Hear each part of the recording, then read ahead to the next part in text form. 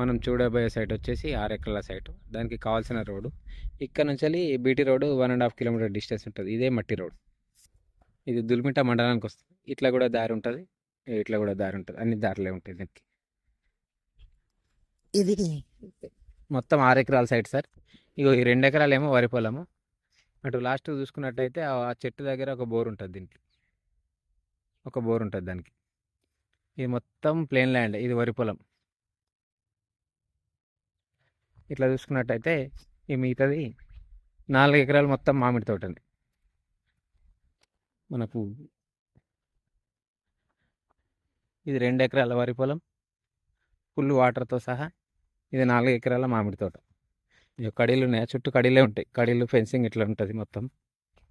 ఇటువైపు కూడా దారే ఉంటుంది మనకు. ఇది మొత్తం 6 ఎకరాల సైట్ అండి. 4 ఎకరాల మామిడి తోట, 2 ఎకరాల వరి పొలం. సైట్ మాత్రం చాలా బాగుంటుంది, సూపర్ ఉంటుంది. నాకు ఇది దీంట్లో 2 బోర్లు ఉంటాయండి, ఫుల్ వాటర్. నాకు ఎకరానికి వచ్చేసి 36 లక్షలు చెప్తున్నారు. 4 ఎకరాల మామిడి తోట, 2 ఎకరాల వరి పొలం, 2 బోర్లు. ఇది మనకు ఈస్ట్ ఫేసింగ్లో ఉంటుంది ల్యాండ్. చూస్తున్నామండి మనం. ఈస్ట్ ఫేసింగ్లో ఉంటుంది ల్యాండ్. దుల్మిట మండల్, చేరాల జనగాం హైవేకి 15 కిలోమీటర్ల డిస్టెన్స్ ఉంటుంది ల్యాండ్. మనకు షామీర్పేట్కి 100 కిలోమీటర్ డిస్టెన్స్ ఉంటుందండి. సైట్ మాత్రం చాలా బాగుంటుంది, ఎక్సలెంట్ సైటు.